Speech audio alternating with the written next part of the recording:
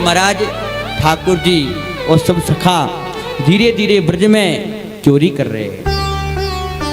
महाराज एक दिन की बात है कि ठाकुर जी ने एक गोपी के घर में चोरी करने गए। एक गोपी के घर में चोरी करने गए और महाराज जब चोरी करने गए तो घर पर कोई नहीं था। उस गोपी है ना, वो पानी भरने के लिए बाहर गई हुई थी, तालाब में पानी भरने गई और ठाकुर जी ने देखा तो जाली से ठाकुर जी ने झाँक कर देखा, इस घर में जरूर माखन मिश्रित होगा, है ना, क्योंकि ब्रज में सबके घर पर गाय है और सबके घर में माखन मिश्रित होता ही है।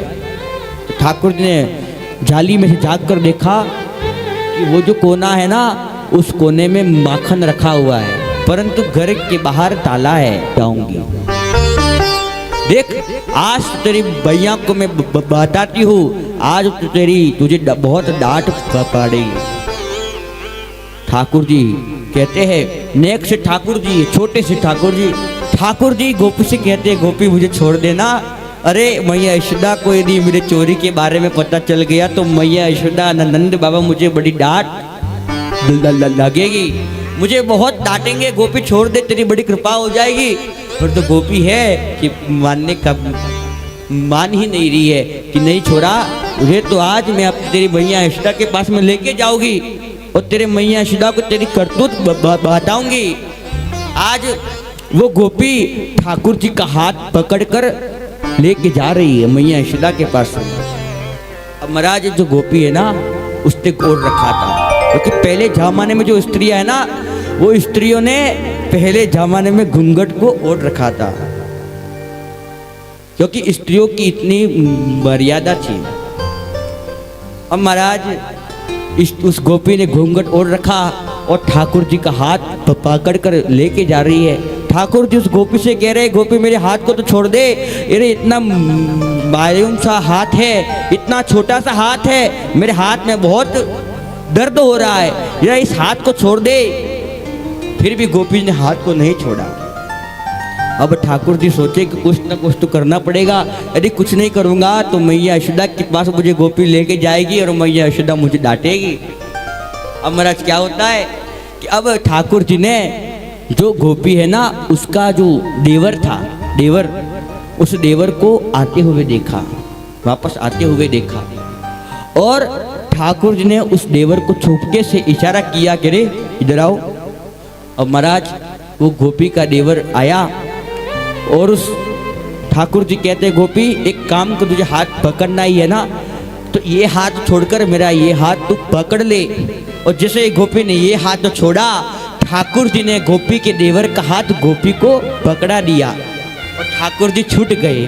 ठाकुर जी तुरंत दौड़ते दौड़ते अपने घर गए और घर जाकर सो गए। अब महाराज गोपी को ये बात पता नहीं चली, क्योंकि गोपी ने घूंघट ओढ़ रखा था और गोपी जोर जोर से बोलती जा रही थी, कन्हैया आज तो तुझे डांट कर मुझे बड़ा प्रसन्न होंगी, आज मुझे आराम मिलेगा कि आज मैंने कन्हैया को डांट खिला दी।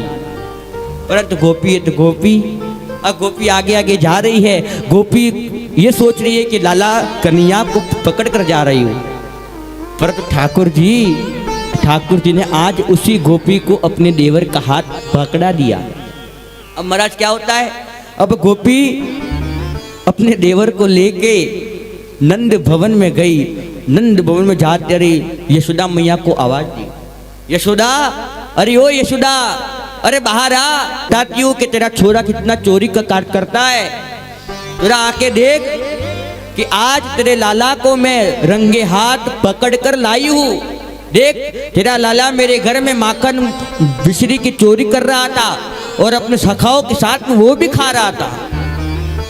महाराज मैया यशोदा दौड़ती दौड़ती आई। मैया यशोदा ने गोपी को देखा और गोपी को देखती मैया गोपी से कहती है, अरे गोपी क्यों तू चल रही है, सुबह सुबह में कुछ काम नहीं है क्या? महाराज गोपी कहती है, अरे यशोदा तू देख मेरे हाथ मेरे पास में कौन खड़ा हुआ है, तू देख मैं तेरे छोरे को रंगे हाथ चोरी करते हुए पकड़ कर लाई हूँ।